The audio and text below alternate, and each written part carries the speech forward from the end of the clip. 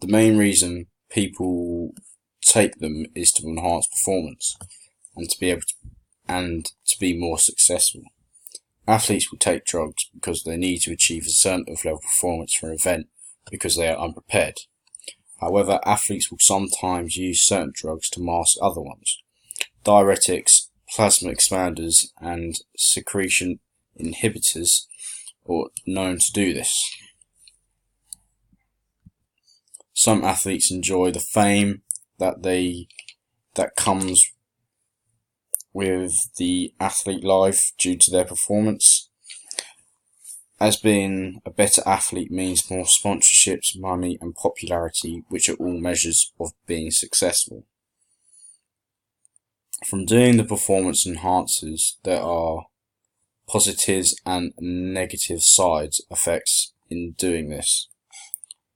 First negative would be that it can be bad on your mental and physical health, even though it can have its positives for a short time, due to the unnatural effects of the drug, where most of it is not natural for your body and can affect you in a negative way, more so in a positive way.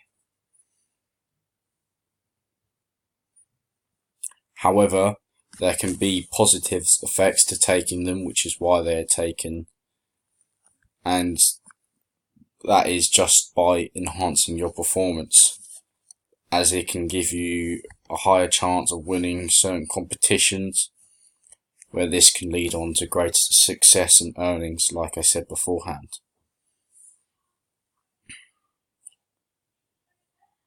However, another effect that flips this positive on its head is that the fact will some people may feel guilty from taking the drugs, as they know it's not right and know it's cheating, so they don't actually get the full benefits, as it doesn't give them that correct mindset for taking the drugs.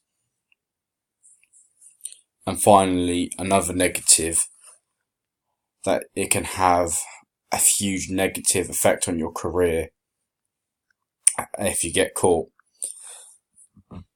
This can lead to you getting stripped of all your titles and being banned sometimes from certain sports, and having prolonged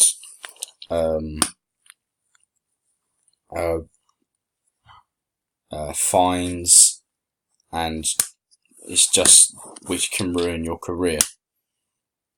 As well as this, you will look bad in the public eye, which can also affect sponsorships negatively as well, because they will be associated with the drug taking.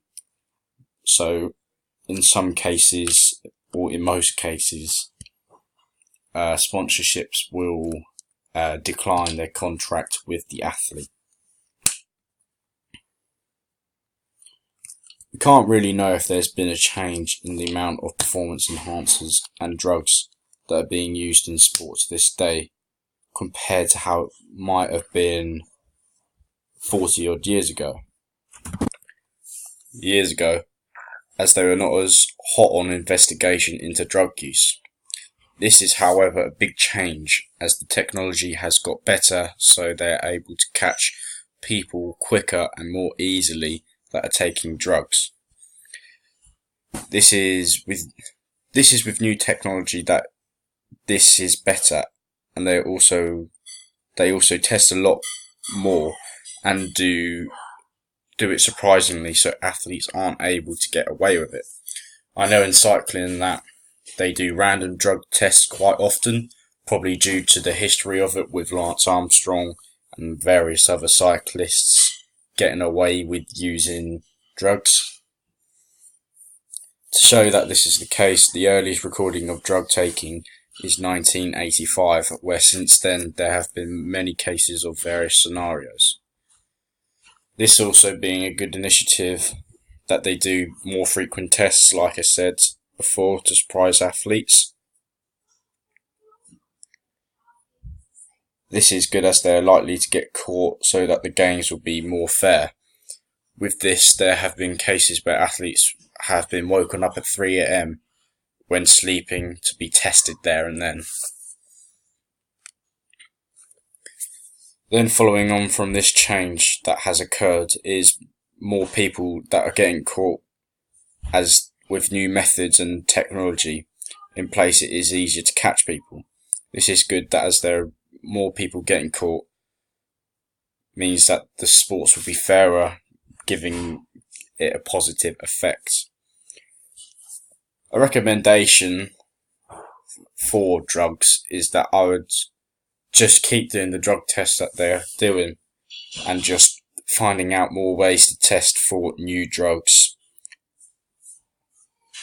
so you're able to catch athletes out when they're not expecting it, and possibly to keep these new methods on the down low, because with social media it's easier to show off the world what's happening, so it can help the drug users be a step ahead. Whereas if you just kept it quiet, I think there would be more surprising events within the sport industry.